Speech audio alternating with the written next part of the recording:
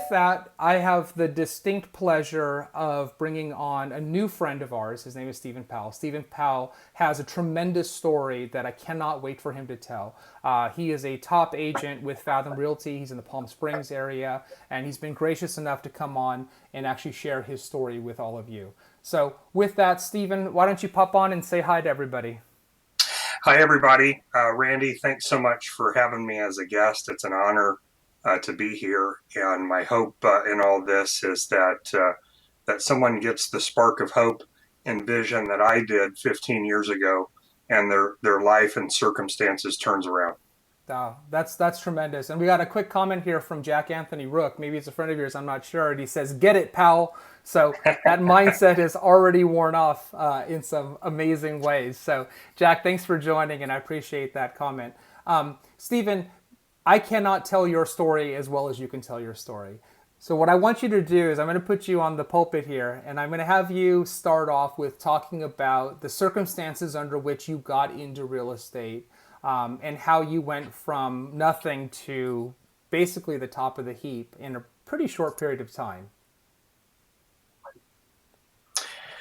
I appreciate that, and before we get into it, I got to tell you where I came from, because the underlying theme of this is I want everybody to realize is that the things that I'm telling you, and when you see people that have had success, it's easy to compare yourself where you're currently at and think, well, I can't do that, or I can't be that.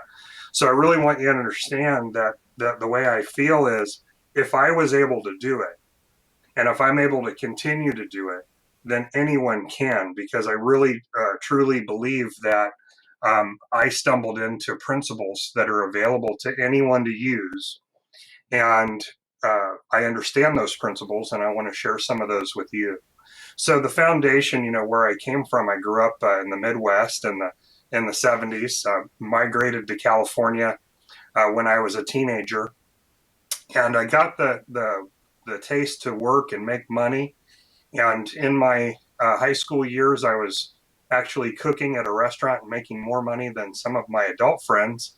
Hmm. And my logic was, well, if school is why you need to make money, I already make more money than most of those people, so why do I need to worry about school? So consequently, the grades suffered to the point that it was easier not to go back and do that. So I ended up going on my own at 16.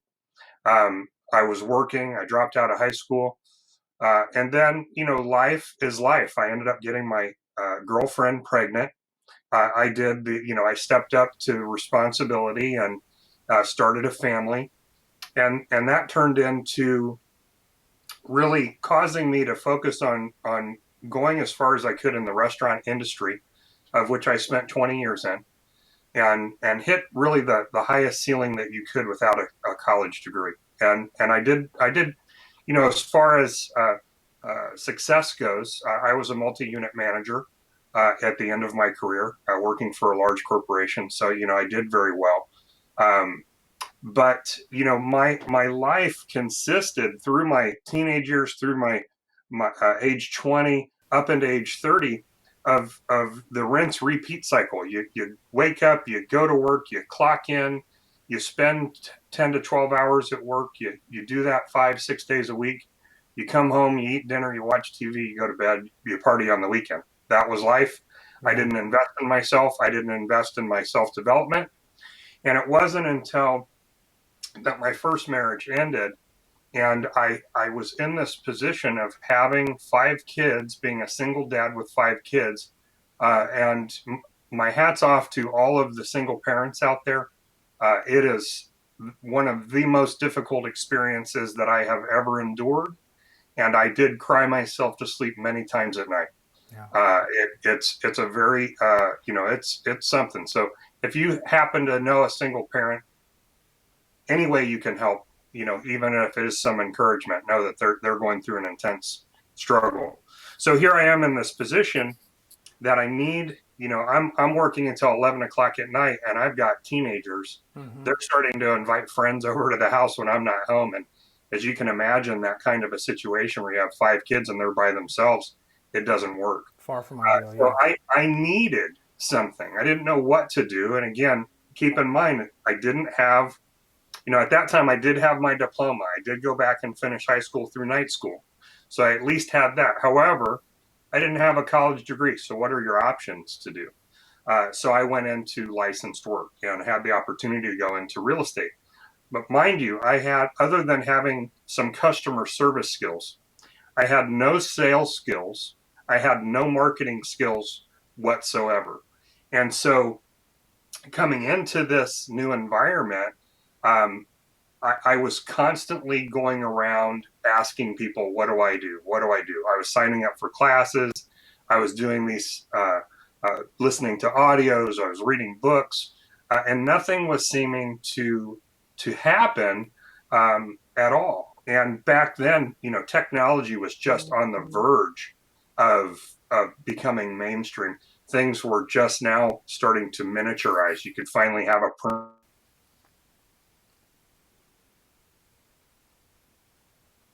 in 2006 Microsoft. So a lot of amazing things were happening that I embraced that allowed me to make those to make the changes. But there were not mentor programs, there were not organized classes, there were not organized seminars. So you had to rely on finding somebody that would mentor you or somebody that would help you. And oftentimes you get little bits and nuggets, but it wasn't the full information that you needed to become successful. Hey, Stephen, can I interject something just real quick here? Because I want to make sure that everybody kind of deeply appreciates this point, right? Um, I've had a couple of guests on who you might say took a more traditional path, right? They went to high school, they went to college, maybe they got a graduate degree, and they always were in some sort of mindset or place, to deliver. And I want to make sure everybody understands that what you're talking about, so humbly and so openly, is that you went through the first sort of 20 years of your working career, like you said, just going through the routine. Going to work, coming home, hanging out, partying on the weekends, not reading much, as you said to me, not really learning. And you completely transformed that. So I just want to make sure that everybody deeply appreciates that it's never too late, right? That you were able Right. to make those changes so quickly. And by the way, quick shout out to Don Thomas, who says hello from Ohio. So we've got Ohio on the line right now as well. So, Stephen, I just wanted to make that point, but go ahead. Please continue with your story. Awesome. Thank you. So, one at this point, I'd like to insert the fact that I didn't have a vision. I didn't understand about vision boards. I didn't understand about goals. What I was focused on, and I didn't know that it was actually working against me, was I was focusing on what to do and trying to figure it out. And so what I want you to understand as you move forward with this information is that when you're stuck in that mode and you're trying to figure it out, you get into that analysis paralysis or endless learning cycle. And the reason that you do that is because you don't have a vision, you haven't decided what you want. And so what you're really focused on is what you don't have and what is not happening and how much money you don't have and all the things that you're worrying about. Your mind is not occupied with what you really want. So moving forward, the theme here is going to be is that what I found out is that everything that you need to be successful is born of necessity. Yeah. And in order to create that necessity, it's necessary to identify your true desire. What do you want? And you really have to spend time with yourself. And once you do that, you'll realize that a lot of the things that you thought you wanted, you were being extremely vague about. Like for instance, I want a better life, I want more money, I want a better Mm-hmm. car, I want a better house. Those are very vague, they're not specific, and they'll never become reality. And so I want to take you through a journey now of what I experienced. So the year was 2005. I got my license 15 years ago. Everybody was leaving as I was arriving. The stick the sign in the yard, multiple offer season was over. The economy was tanking, and everybody said, "You're crazy for getting into real estate. We want to go and get your job." Uh, Mm-hmm. but I had no choice. I had to make this transition for the sake of my family. And so I spent the first year Not, I didn't make a sale. I didn't have the possibility of a sale from '05 to '06. I was trying to figure things out. I was reading, I was devouring information.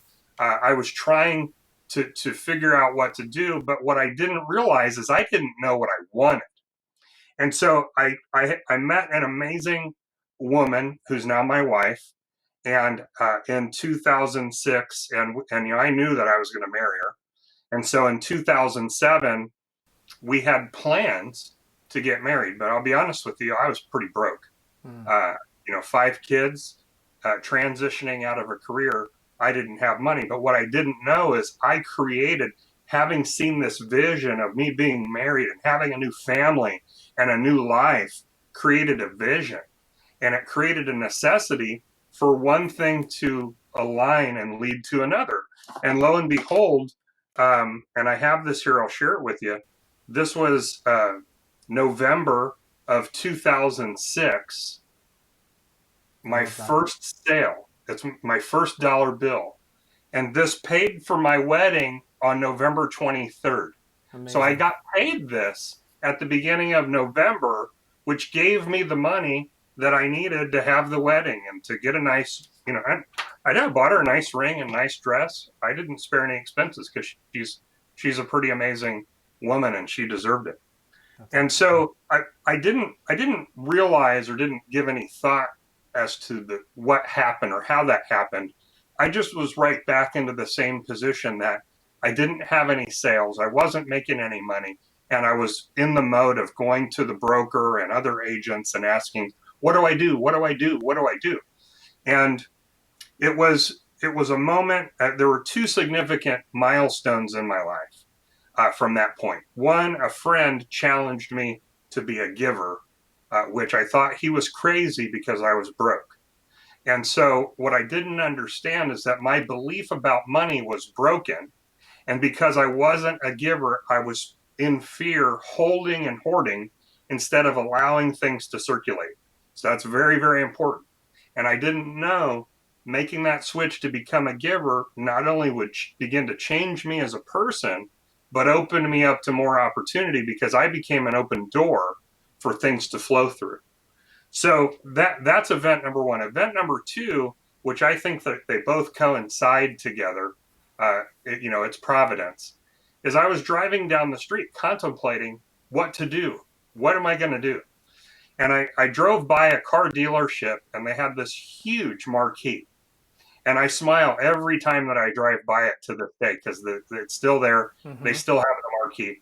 And I recently had the opportunity to share this story with the general manager, owner of the dealership at an event recently. But I see this marquee. Now, keep in mind, the economy's tanked. It's 2007. Prices are going down. Everybody's, most everybody, they're not making money. Yep. And I see this marquee and it says, Arturo, Salesman of the Month.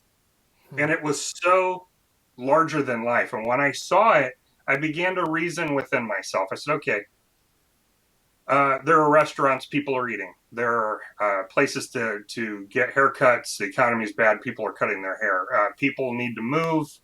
People are buying cars. So if there's a salesperson, if people are still buying and selling, and there's an office full of salespeople, well, somebody like Arturo is going to be number one. So why not me? Yeah. And so when I asked that question, what I didn't understand was I, at that moment, created a vision of being number one. And I think by providence, I suspended the need to know how it was going to happen. And all I had to go with was a childlike faith. What did I have to lose other than being disappointed if nothing happened? And from that moment, when I left that car dealership on the road and was driving down, I determined in myself, I said, I'm going to be number one. I don't know how, but I'm going to be the guy that walks across the stage, gets his trophy, and they're going to ask me, how'd you do it? And I'm going to say, I have no idea. And so That's really one important, thing Stephen. Let's just began stick on to, that for a second. I don't mean to interrupt you, but sure. this is such a key point, right? We touched on this yesterday in preparation for today's call, is you had a vision for what you wanted to be. you had no idea how you were going to get there, right? And we talked about, I read earlier this year, General McChrystal's book, Team of Teams. And our CTO actually at ListReports, his favorite quote is, I can't even pronounce who it's from. It says, no battle plan survives first contact with the enemy, right? So General McChrystal says, you focus on the hill. I'm going to take that hill, right? And you don't really know how you're going to do it. And that's actually the key. And so I love it when you talk about this because it's such a critical point.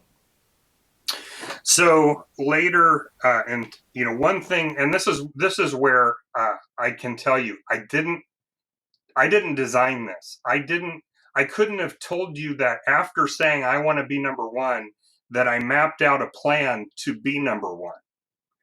One thing, because that vision existed and the belief of that vision existed, and that my passion was strong enough that every single day I worked, believing it was going to happen, fielding the opportunities that were coming to me, a point in time came that I received this.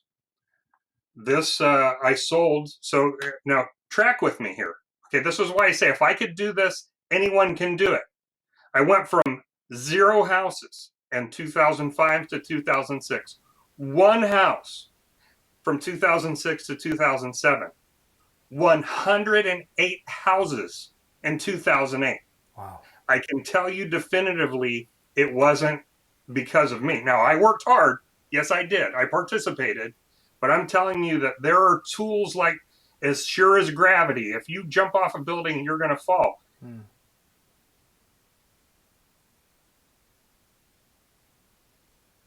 I won a trip to Hawaii, a free week paid trip to Hawaii. And at that time, the prices were, in the dirt. So it was 16 million in volume, 15, 16 million in volume, which back then for 108 units, that was a big number because you're dealing with $40,000 REO properties and $100,000 properties. So after this happened, I thought that, well, you achieve success, you're successful, like you're there, you made it. Yeah. Well, I start seeing this like downward slide. Yeah, I'm still busy, but like I'm getting less and less and less busy. And I noticed that something's happening to me. Something happened to me, something's happened to me, and how do I make that happen again? Because I really liked it and I want to experience that in my life. And I knew that it wasn't just something that I did. I knew it wasn't dumb luck. And so I set out on, at that point, a really long journey of reading, studying life, studying achievement, studying goals to really kind of figure out what happened. And before we move forward in all that, I want to put this little foundation down. Destination is an illusion. You never arrive anywhere. Our life journey is to go from goal to goal, experience to experience, character building to character building. And one of the things that I want you to realize is that after I achieved this and began to move away from this, many years later, all these experiences and all the things that I enjoyed were no longer in my life because they needed to leave to make room for the new goals and the new vision. So you're constantly in this fluid movement of recycling your life. And that's another thing that we can get stuck in fear, is that when we do decide that we want something, know this, something has to leave your life. Okay? It's necessity that creates the vacuum that the universe has to fill. As soon as you create necessity, a vacuum opens up and it needs to be filled, and at the same time something leaves. And it may have been something that you really liked, but that's how life and achievement and goals work. Stephen, can I ask you a question real quick about Sure. just to that point? When you say there's no destination, right? It's sort of personally just how I operate my life, right? I take things as they come and I experience things and I appreciate them. Some people find that exhausting though, right? Some people find the idea that if you have a goal and you achieve that goal, that then there's another goal and another goal and another goal. How do you think about that? How do you avoid that? Or what is your mindset around that doesn't make it tiring, that makes it exciting? Well, as we move into that, and I'll show you, and in this again, I'm not showboating, and I don't want to impress you. I just want to impress upon you No, again you that don't come off like that, none Stephen. of Please this share is me. away. All right. So all of these trophies and everything that you see here, anyone can do this. And I'm glad you asked that question because you know it's easy to become burnout. It's easy to lose your way, and that's part of you know I want to say it's okay to reinvent yourself. It's okay to start from zero. It's okay to fire yourself and start over again. Um, you don't have to worry about catching up. Just like I'll tell you, this pandemic, it threw me off the rails as far as my health routine and working out, and I can't wait for the gyms to open up. But I can't sit there and say, well, gee, I gotta catch up. No, unfortunately, I'm starting from zero. Yeah. And that I need some new goals, and I've got to fall in love with working out again. Sometimes we have to fall in love with working. We have to fall in love with our goals and what we do. And you know what? When you spend 15, 20 years, 30 years, 40 years in a career, it's easy to get in a rut because, you know, as I was had mentioned to you yesterday, a lot of what we experience or what we think is one feeling is actually attached to the opposite end of another feeling. So passion, is just a degree of no passion. Mm-hmm. The temperature needs to rise. So whether it is that you need to go to a seminar, come to a meeting like this, go to an event, get pumped up again to get that enthusiasm, those are real things and they have to happen. And I've got to do that for myself all the time because it does. Going from goal to goal. After a while, you ask yourself, well, how many? And I'll be honest with you, 15 years. I asked myself, how many more trophies do I need? Mm-hmm. You know, Yeah. uh, the shelf is full, but it's a story. It's a journey. Each one of them meant something different. Each achievement and how they came about was different. The vision for them was different. Um, for Absolutely. Stephen, example, just real quick, sorry. I just want to, one other sort of book plug here because you said something that's really important, which you said it's about finding love, right? So you need to find the new love for working out or whatever it is. There's a great book for all of you out there called Nine Lies About Work. It's my favorite book in the last several years that I've read. And one of the lies that they talk about is this idea of work-life balance. And it's not about work-life balance because there's no such thing as balance. To your point, Stephen, earlier, taking something in necessarily means that you're giving up something else. We only have a finite amount of time. The goal isn't work-life balance. The goal is finding love in your work. That's the goal. And so I just wanted to bring that up because it's a tremendous book and it speaks to exactly what you're talking about. right? And I want to add to that, Randy. Love is a character choice. It's not necessarily a feeling. It's great when we feel like we're in love, but when we make the choice to love, there's a difference and there's a maturity to that. And I think that once we get off that roller coaster of feeling, whether it's our relationships with another person or whether it's with our job, and we make that mature decision to engage and be in love with it because it's a worthy, worthwhile objective or a worthwhile person, then we move to a whole nother level because we're not on a roller coaster anymore. So I Yeah, just want to throw that out. absolutely. No, that's great. Stephen, if you don't mind, we have a question, and I think it speaks to some of the things that you've already talked about. Do you mind if I just interject a quick Yeah, question from the please. audience? Yeah. So Rod says, Stephen, what were the top few breakthrough activities or tools you used to have the initial breakthrough? So again, going from this day after day to boom, what were the few top through breakthrough activities or tools that you used to have that breakthrough? That's a really great question. And I'm going to tell you a story. And it was almost a surreal existential moment. I was giving blood at a local blood bank, and they make you sit for 15 minutes before you get up so that you don't pass out. And I was sitting there. They had a nice Starbucks coffee machine and some snacks. And so I was enjoying a chocolate chip cookie, which is one of my vices. I can't turn them down. And I thought, well, it'd be nice to have a nice cup of coffee. So I went over to the machine, made the coffee. But as I sat down, I'm holding this cup of coffee in my hand. I began to have this existential moment like, wow, why does this coffee exist? How did this coffee become created? What caused this coffee to be real? And so I began to go in reverse in my mind, walking back up to the machine and having all the brewing and everything going, me pushing the button on back to me sitting down, deciding that I want a cup of coffee. So it was the desire for the coffee plus me getting up to take action that was first cause. The coffee machine was the medium that that desire was planted into, and the coffee was an effect of the initial desire that I had. Interesting. Now, so as I was thinking about that, I began to say, well, if there's truth to that, it has to be true on a micro and a macro. Well, if you look at the earth, you take a seed, you plant it in the earth, it gives you fruit. So I said, okay, well, maybe real estate is my machine. It's my medium. So I did an experiment. I said, I'm gonna look back to my achievement in 2008 when I sold the 108 houses, and I'm gonna suspend my need to know how. I don't care to know how.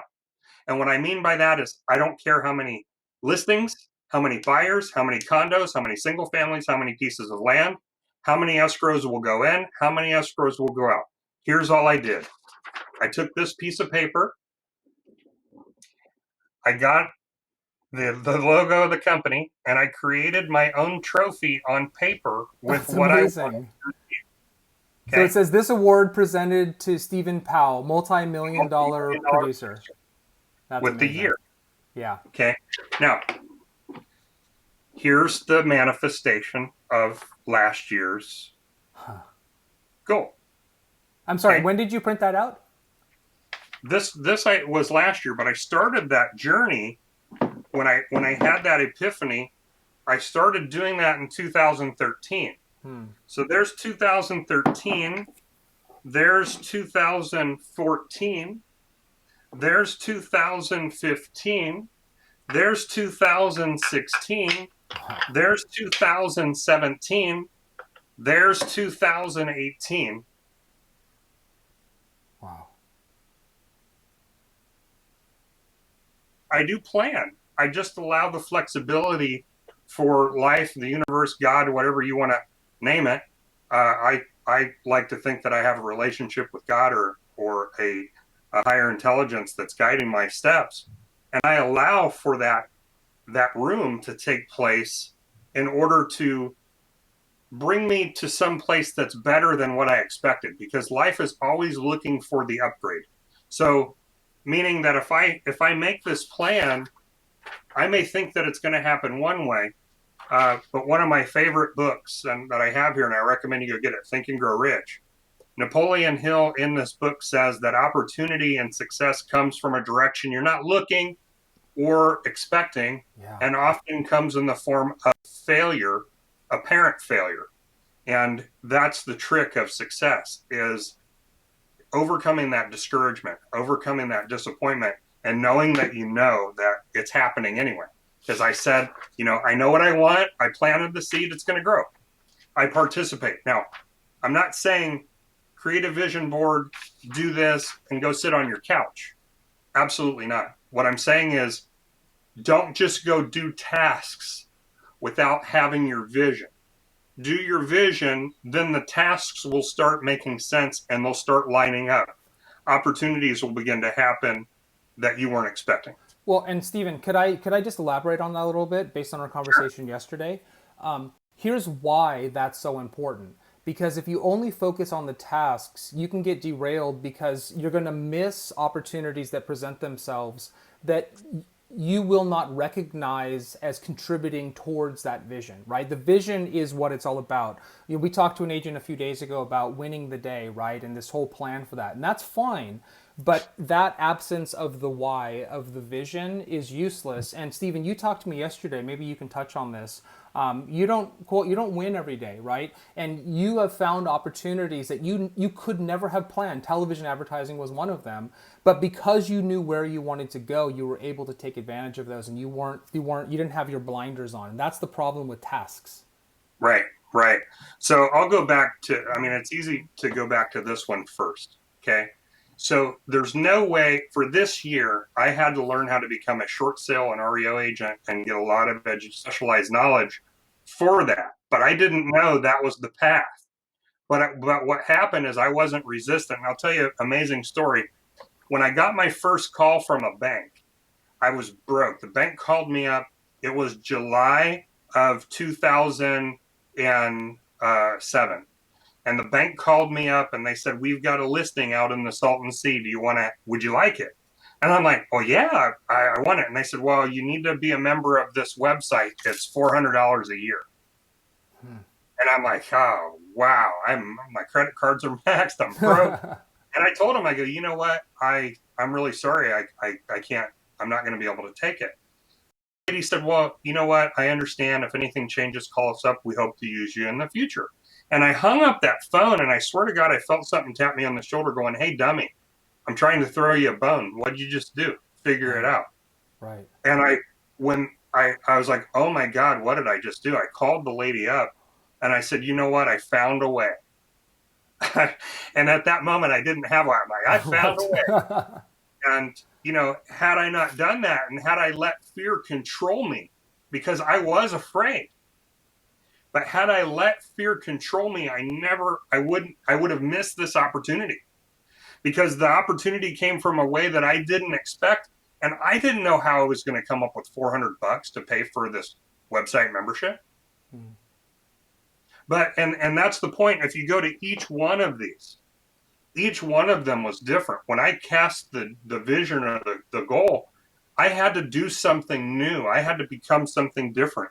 You know, for 2020's trophy, which I know that I'm already going to win. I already qualify for it. I knew that I saw that real estate was changing, and I wasn't a salesperson anymore. I had to become a consultant. But I didn't know how to be a consultant because I'm pretty analytical. I'm a data guy. I like to be able to show the facts, and I know that those facts are right. And when I go to a listing presentation, I'm with the seller, and they want to tell me that, you know, they looked online and Redfin and Zillow and Trulia and all of these sites are telling them their home is worth this. They don't care that I'm a CRS agent. They don't care that I've sold millions of dollars of property. They don't trust me, right? So I had to relearn coming into 2020 how to be a consultant so that I didn't get into an argument. Well, you know what? That cost me $5,000 to hire a company to teach me how to be that agent. But I'll tell you, I wasn't afraid to spend the money. And I'll tell you, it was really funny as I began thinking about, you know, these changes and everything. I had gotten a text message from a coaching company, and I saw the text message and I'm like, that's pretty interesting. What they're saying is in alignment with what I'm thinking. So I'm going to go check it out. Maybe it's a breadcrumb. And sure enough, I was there in his sales presentation. I ended up interrupting him because I had to go. And I'm like, hey, you know, I don't mean to be rude, but I got to go. Can you just confirm I get this, this, this, and this? And he goes, yeah. I said, okay, here's my credit card. Sign me up. And, you know, he and the rest of the room was kind of shocked. But I knew moving forward, I recognized, having been through this enough, it's easier to recognize the promptings than it was when I first started, because I don't operate in fear mode anymore. I know that if I get sidelined and I don't have anything to do, well, be still. And I tell you, being still and waiting, that's hard. It's very difficult. That is the hardest part, because it's easy to start to worry. And I had to train myself. I realized one day, I go, you know what? It takes the same amount of choice and internal power to worry about the future in a bad way, or to learn how to expect the best of the future in a good way. It's my choice. But we default, I think, through the way our upbringing, to expect that bad things are going to happen versus good things are going to happen. Fantastic, Stephen. That's great. I'm glad you touched on the fear piece, because I wanted you to go over that, because it's such an important thing, and your recognition of what fear really is and how to reframe that is really helpful. Why don't you talk a little bit about, there's a couple books, and I know you showed one already. There's a couple books that have been really influential for you. We love to give our agents out there tips. I've mentioned a couple books. You've got a couple. So why don't you talk a little bit about that, and then let's wrap this up with any sort of parting words that you have for our agents out there. Okay. Yeah, that sounds great. As far as book changers, books that changed and transformed my thought process, the Book of Proverbs from the Bible is number one. I try to read one chapter a day from that. That came from a billionaire, Stephen Scott, who uh, who had a program, Lifestyles of Super Achievers.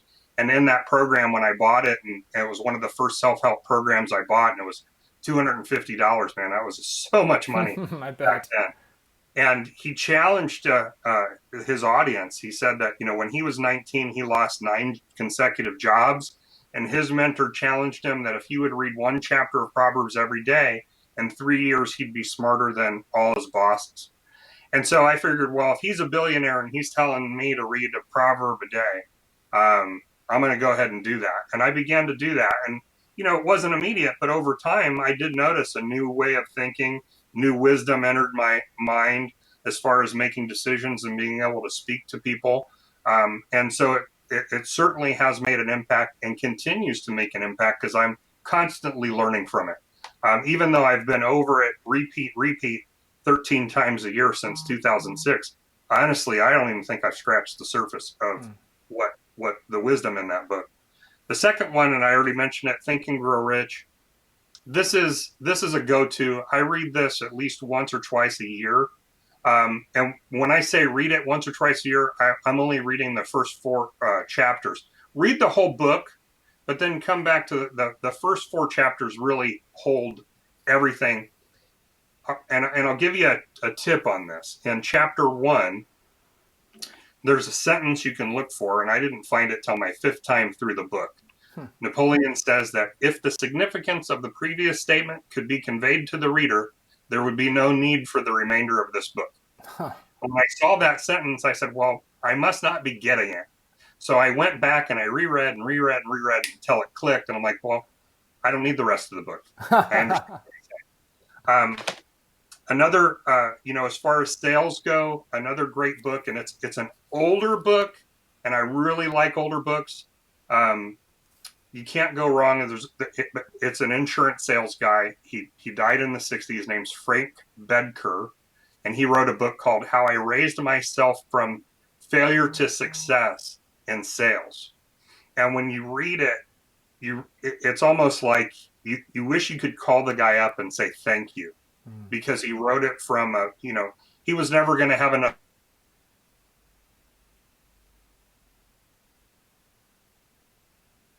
so that you didn't make the same mistakes. And it's that I want to, this is one of the biggest secrets that I found in life. Billions of people already lived before us. And if we will pick up the books, we can learn how not to do it, which is more valuable than how to do it. And it will save us years of pain and years of misery.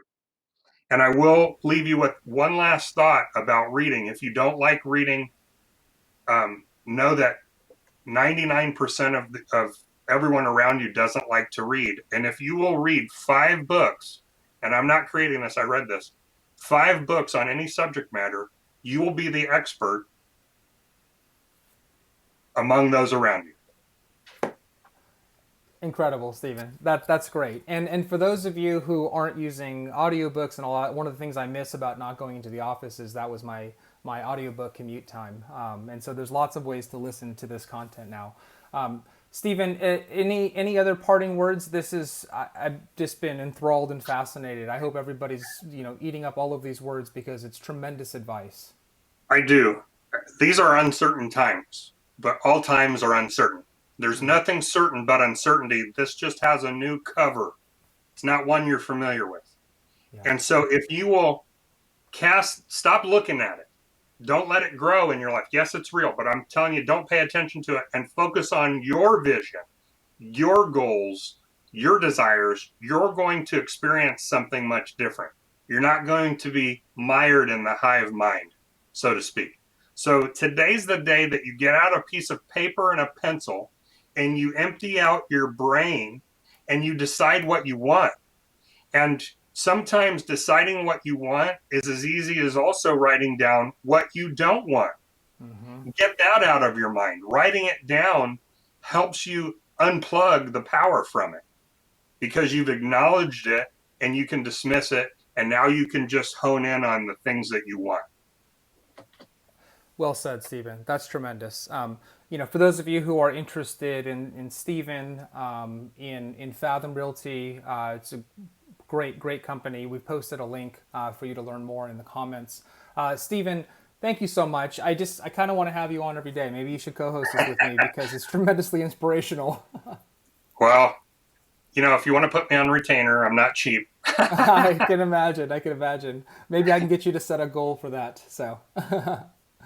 All right, Stephen. Why don't you say goodbye to our agents for today? Thank you so much for your time and generosity. Thank you so much for allowing me to um, insert something into your life. I hope that I imparted part of what I've learned, and I just know that if a guy like me can do it, you can do it, and in 90 days, your life can be completely turned around. It doesn't take long. That's amazing. Fred Rodriguez says, "Great job, brother Stephen Powell." Don Thomas says, "Good job. You got lots of love flowing for you." So, Stephen, Awesome. thank you Thank you. so much for today. We'll talk to you soon. Thanks. What a great guest. That was tremendous. You should listen to that. You should listen to that again. I'm actually going to have my kids watch this because there's so much great advice there, whether you're in real estate or otherwise. So, really grateful to have Stephen on today. I'm glad he had a chance to share that message with you. As he said, if he can do it, anybody can do it, and you can transform your life quickly with some of those tactics and tools. Join us again tomorrow. We're going to have Shirley Yang on. We're going to talk about social media. We're going to talk about how to build your brand online. We're gearing up for an amazing military-themed week, Extreme Ownership, the week of the 18th. And until then, we'll see you tomorrow. Thanks.